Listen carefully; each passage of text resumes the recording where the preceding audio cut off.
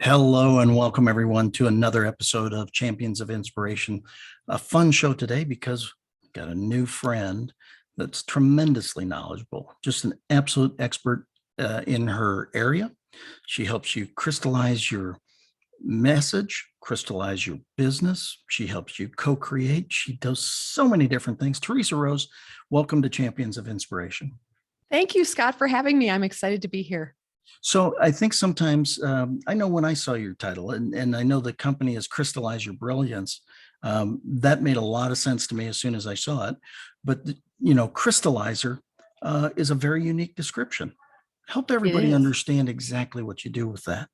Absolutely. So I am privileged to serve as a crystallizer and a co-creator for people who have their brilliance out into the world, and it hasn't found a form that can be conveyed in a really elegant and memorable and executable and repeatable fashion. So what I find is that their brilliance, which shows up in all these different ways on the stages and in books and at webinars and in conference rooms and all these other different places, they what I do as a crystallizer is to digest all that brilliance, distill it down to its essence, and design a crystallized model, the one of a kind category of one that is their unique imprint on how they're showing up in the world.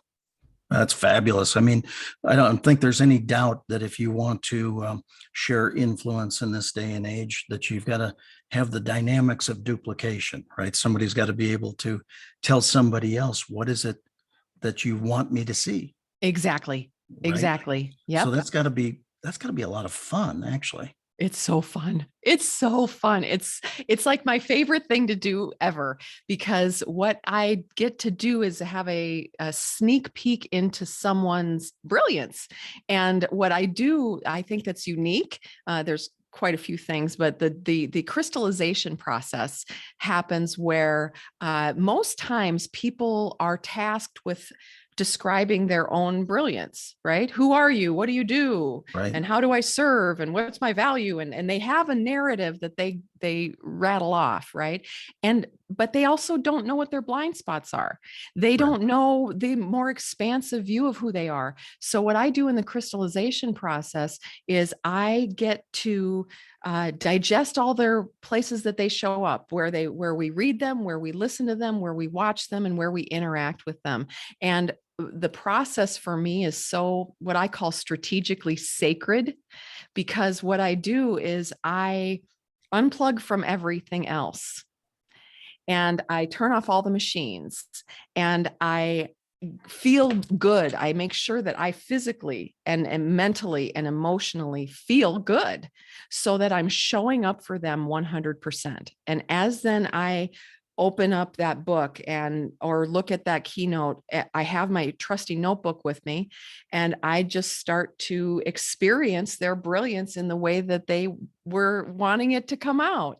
And I pay attention and I feel what lights them up. I can actually literally feel it in my body when I can tell someone is really lit up about something and energized about it. And so when we can weave those elements of what I would call, love bombs that are within your brilliance, then we can weave that in, then it's going to be such a stronger message when you're actually sharing it with the world. And they'll feel it too, and then they'll take action. Yeah, I love the love bomb concept for sure. I was just saying to somebody earlier today that we're not for lack of entrepreneurs in this country, and we're not for lack of entrepreneurs whose flame is burning brightly. In fact, their tail's probably wagging a little too hard because they don't have that message refined to a way that somebody can easily digest it and share it either back to them or to the marketplace. And, Exactly. and so And it kind of stunts their growth, right?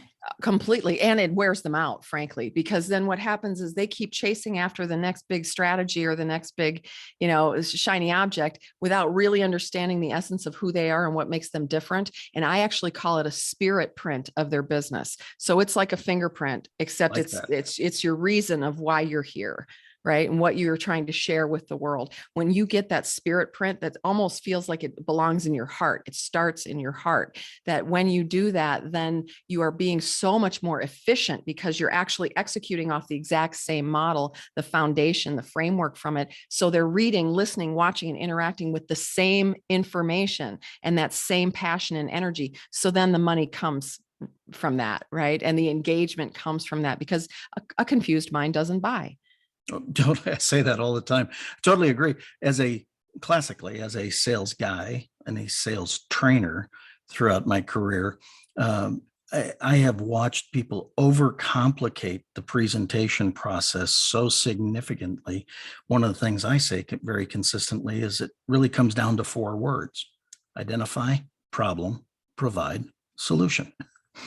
It's not overly complicated, but people tend to get, again, their tail gets wagging so hard, Right. right? So how do you pull the entrepreneur back in? How do you get them back to be grounded? And now, for the period of time that they've developed their flame, they've Yeah. been doing it their way to the best Yep. of their ability. Yep. Yep. And you now give them a new way. I do. I give them a new way in a lot of different ways. First of all, I get them oriented to a picture's worth 1,000 words, and the right picture's worth 1,000 pictures. So you want the right picture, right? And because Mhm. we are living in a distracted and disengaged and chaotic and upsetting world, being able to capture your essence on a cocktail napkin that you can draw is a really potent force, because people will understand it. They won't have to be taxed cognitively to read over and over. I mean, it's like, death by overwhelm with the Yeah. words. There's so many words, and there really is about the orientation to the picture is first. And then second, for them to understand, wow, once I get this picture of my brilliance, my spirit print, then I know exactly what I'm supposed to be executing. And I'm going to just step and repeat it, right? Oh, in whichever ways I'm showing up. And to also, most importantly, I think, Scott, is to trust in the co-creative process. So what I think is so mission critical is it isn't just me giving you my brilliance and going, this is who you are, Scott. Yeah. It's me bringing you to, I would say, 90 to 95% there. Sometimes I'm at 100%, but we allow for the co-creation process. So I say, here's how I saw you. You didn't have to tell me anything because your brilliance already shows up. Now, my job is to actually digest it, distill it, design it so that I can show it back to you in a crystallized fashion. That's why I call it a crystallization process, because it literally is like a unique crystal of who you are. Then what we can do is we can be strategic in how do we amplify that, right? But they Love have to be collaborative. Otherwise, it won't work. No, love that, because again, I've been very fortunate and blessed to do a lot of different things over my career. And I don't know that there's any one thing, that sets itself aside from all the other things, other than the direction to want to serve the greater good, create a worldwide community full of respect, honor, and dignity for all, because everybody deserves that, quite frankly. And so I love the process of being able to utilize the talents and capabilities that have been granted to accomplish that task. And I actually love the idea that somebody would tap me on the shoulder and said, "Hey, that was a shiny object. Stop it." Right. Yeah. Yeah. And having those, I hold space. I not only reflect and crystallize and help, create a strategic monetization plan around your intellectual property. More importantly, I hold safe space for people to be in a true mastermind of two. And the definition of a mastermind from my mother's 1965 copy of Think and Grow Rich, $1.95, the power of the mastermind is when 2 or more people working in harmony for the pursuit of a single goal Mhm. get together. That's what I do. And what I feel is so mission critical to anyone who's really looking to succeed and push through that place is you got to have someone you're working with, not that you're just paying, but who's truly in the spirit of it, in the spirit. And I mean it in every way that you can take the word spirit. Is that, are you really showing up in mind, body, and spirit to help this person?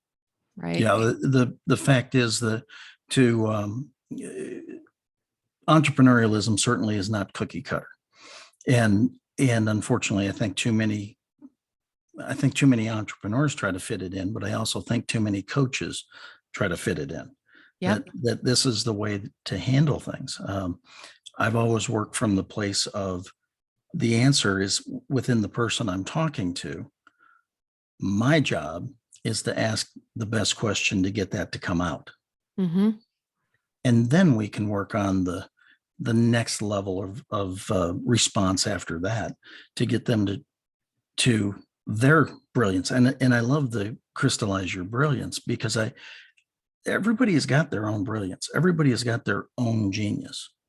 And it's not by title, and it's not by even education. No. It tends to be by experience. Mm-hmm. And boy, I know that people, you can tell when they're on purpose, Mm-hmm. because they do absolutely light up, don't they? Yeah, they do. You can feel it. And that's I think the thing that's so important is when you have a brand identity, or you have your crystallized essence, you show up so much stronger, because it's the essence of who you are. It's just not more and more words, blah, blah, blah, blah, blah, that gets diffused out into the world and doesn't have any concentration or any energy to it, or no magnetism to it. When you have something that has its pure essence, and it's infused with your passion and your expertise and your love and your care, then what happens is you automatically show up differently when you're describing it. Like for me, I use a visual model to say that I help people clarify, amplify, and monetize. And it goes in that direction, and it radiates outward when you start with this crystallized essence. You can feel my model when I do that. Right? You understand it, first of all, which is really important now for people to understand it quickly. And more importantly, you feel it. And that's when they'll take action. That's when they'll plug in. Well, it's one of the areas that I train on often is the communication model. Dr. Albert Maharabin, 1977, UCLA, the most misquoted communication study in history. So I misquoted as well. But the concept is there. 7% of the communication is the words, 38% the tonality behind the delivery of the words, 55% the physiology behind the tonality and the words.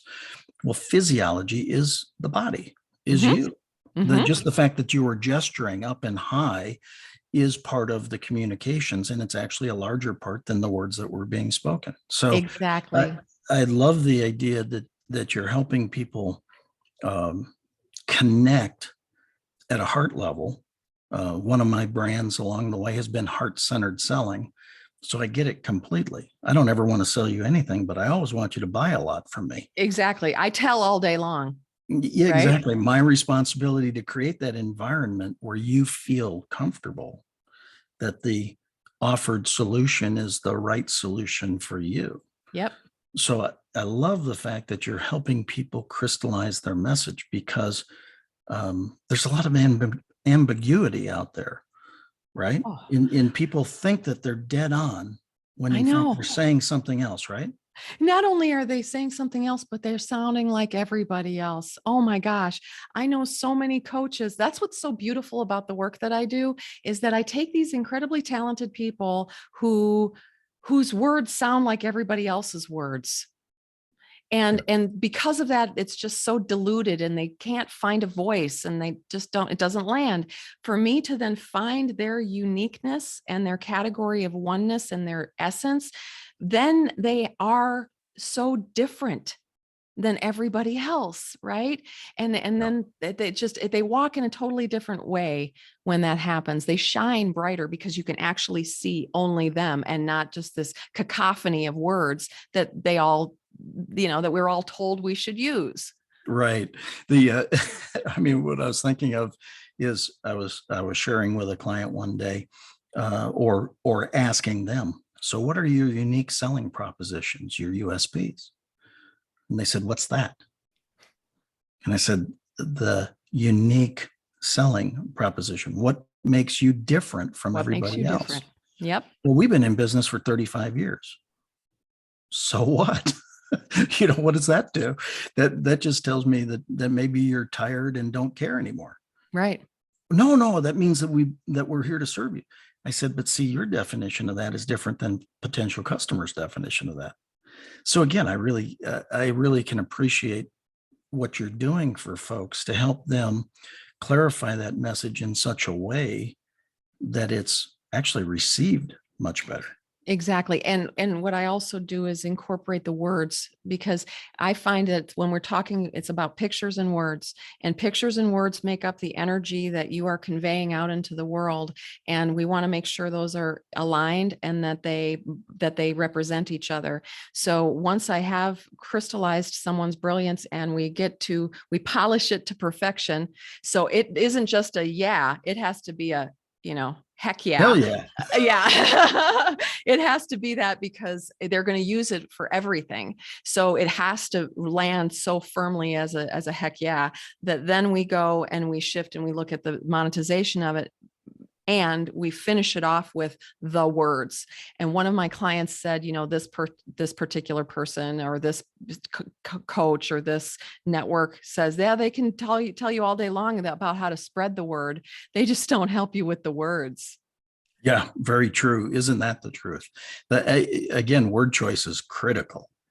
Absolutely. Word choice is critical. And so when you have the right crystallized essence upon which the words are built, you choose the right words every single time, which is then where, Scott, as a sales trainer, who has organized and led these organizations, that consistency, repeatability, accuracy, impeccability, being impeccable with our words matters.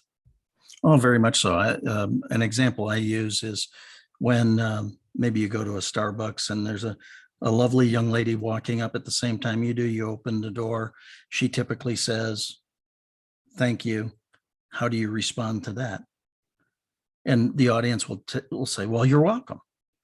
Or the one I always hear that drives me nuts, "No problem." I know, no problem. And I said, well, first of all, "You're welcome" doesn't differentiate you. Most people say that. Second of all, "No problem." What was the problem? There was no problem until you said no problem. You have now created a problem. She now might think, wow, did I inconvenience him? Did I step in front of him? Was I rude? She could go on a totally different thing because you said that. Yep. So my response in that situation is, "It's my pleasure." Exactly. Mine too. Or it's my pleasure. "It's an honor." Mm-hmm. So again, I think people minimize, or not, it's an overgeneralization. I think some people minimize the importance and the value of those words. What I find, it's got to be congruent with who you are. Yes, exactly. Word, action, and deed. What I find is that, at least with the clients and co-creators that I work with, it's less about them disregarding the words and frankly, more about just not having a facility of words, not having an economy of words, not having a confidence in which words to use and how. Simple sentence structure, alliteration, building upon, where do you embed the pain point? How there's all sorts of nuances that are like being in a kitchen and cooking. That words are like that, and so to me, we just haven't valued that. And more and more, you can see who didn't pay attention in English class. Well, if it's even being taught in English class, right? And of course, these things are destroying communication to begin with, just from the fact that, again, those are actually called phones, by the way. Yes. A phone is designed to have a conversation. Now, they do text and they do get to the internet as well. But again, from the communication side, if we just go back to that model, 7% being the words, if you're texting, the only thing you have is words. Emojis were created to be the tonality. Yeah. So, "Oh, I hate you," smiley face, smiley face. Now, which one is it? Is it the smiley faces or the words? Right. And so again, I share often that it's some of us more mature, that's code word for older, folks that still have the ability to have a face-to-face conversation utilizing the quality of their communication. Yeah. Which actually dictates the quality of your life and your business. Completely. One thing though was really neat is how do you play with incorporating what is when it comes to technology. So one of the Mhm. recent models that I just crystallized, she's doing a lot of smaller group online workshops. And so what we actually did, and talking about things that are pretty personal, yet we want to be able to have them engage. And so I actually embedded within the model that I created for her emojis, or not even emojis, uh, punctuation that Mm. matches to the models so that they could do shorthand and she could engage in the Zoom chat with it. So we're finding ways to use the things that they're doing now to map to larger concepts, right? To your point, what is angry? How can we show frustration? How can we show anger in the smallest possible keystroke? Economy of words. Yeah, very so important. Because again, there's so much flying at everybody each and every day. Yep. It's funny.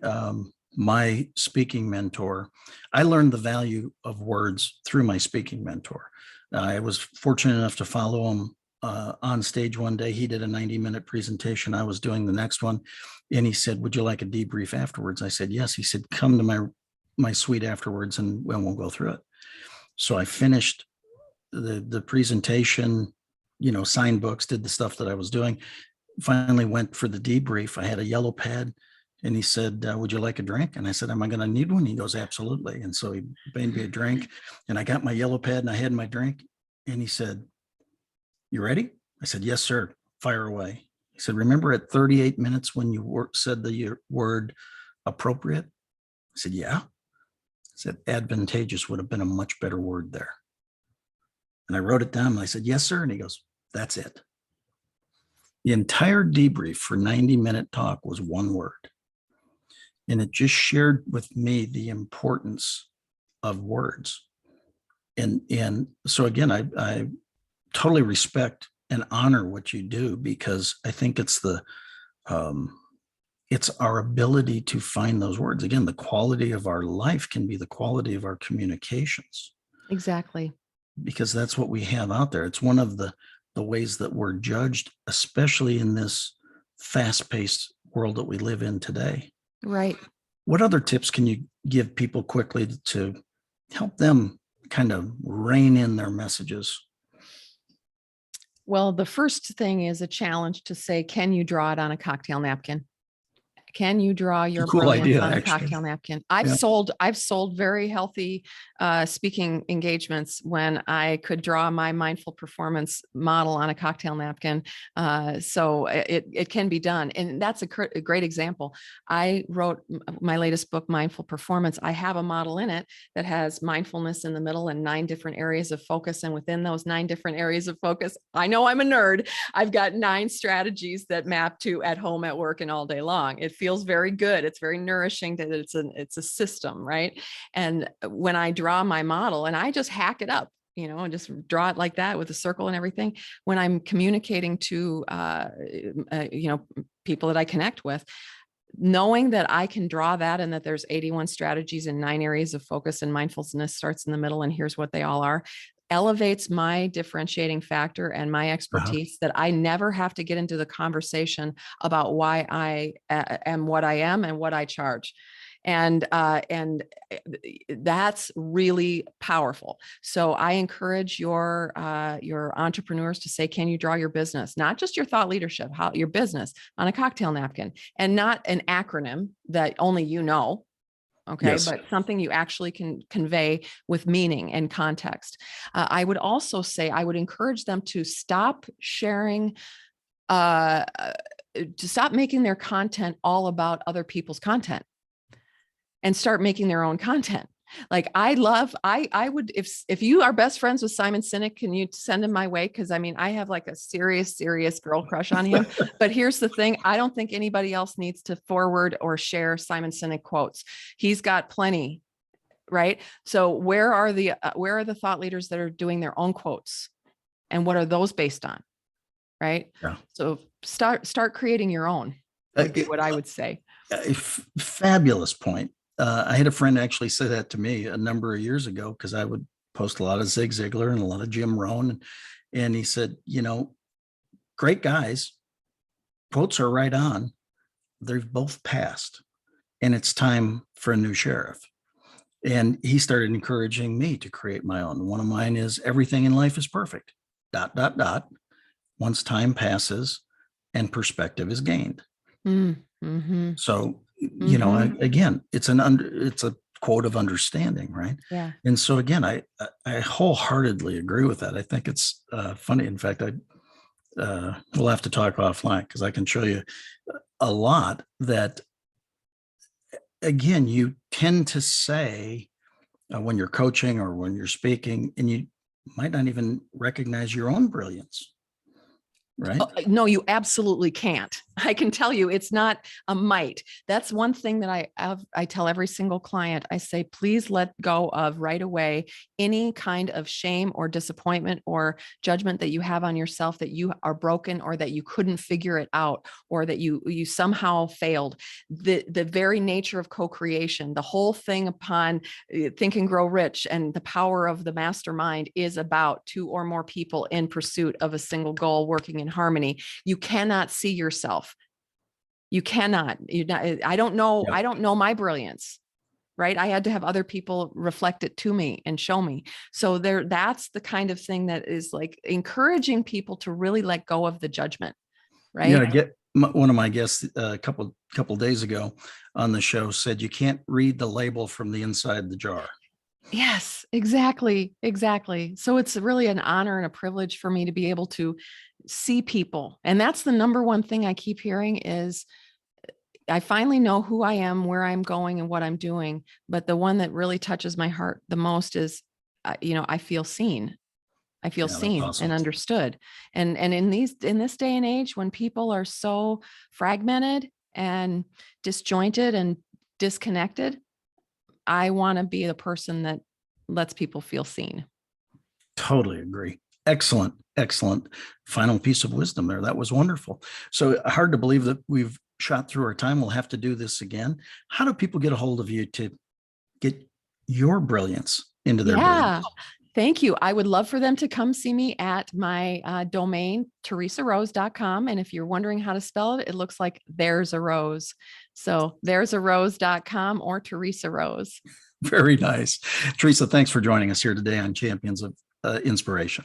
Thank you, Scott. I appreciate it. And thank you all for joining us. We'll do this again, same time tomorrow. See you at the next event. God bless.